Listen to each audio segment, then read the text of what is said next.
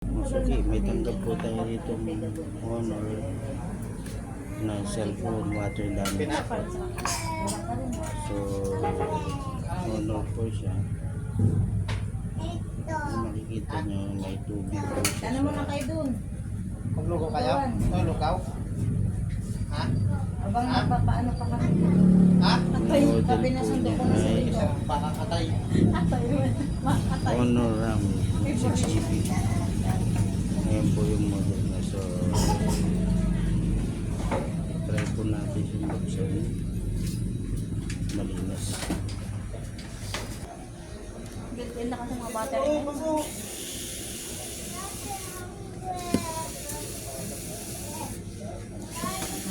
Sabi ko, huwag ka nang pasaway ha. Pinagkakita sa atin. Ano? Ang barusin pa natin. Kinala niya ako kanina. Kasi kinala ko yung takbo ni Lola. Punta na kayo it dun, oh.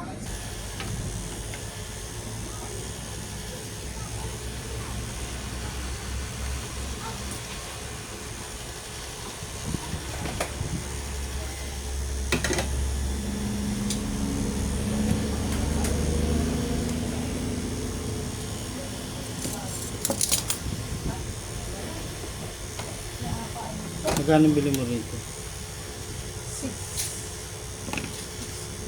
6,000? Diyan lang po yan sa may ano. Anong model na Honor to? X70. Boston ba yun yan sa labas? Amulit pa naman ang LCD niya.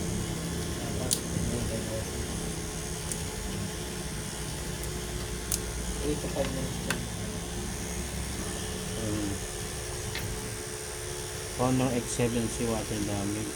X7A. X7A. Bali, apat yung camera niya. 1, 2, 3, 4. Apat ang camera ng water damage. Pinasok yung charging pin. So, check natin. Pwede kong nag-charge. Or umagalaw Hindi yun. ko pa nga po kaya na-charge yun. Baka ano. Charge ko bagay na charger yan na basta. Dapat talaga hindi mo nyo na-charge kapag talagang water damage. Hindi ko pa po na-charge. Kasi may tubig eh. Dito niya. Grounded ko. Ngayon, pwede mo na siyang i-charge. Ito na? So, ito na Suzuki. Nandiyan pa lang kayo. Okay naman yung LCD na niya. Nagpayong ka. Ang problem, yung may Ay, mancha. magdidilag yung anak. Tanggal pa po kayo. Matatanggal ba ito?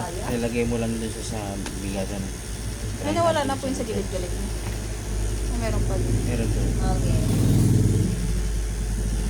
Uwian pa lang ng bunso. So, yun. Nag-charge din po siya. Nag-charge na siya. So, okay na to Suzuki. Mga Suzuki. Salamat. God bless po.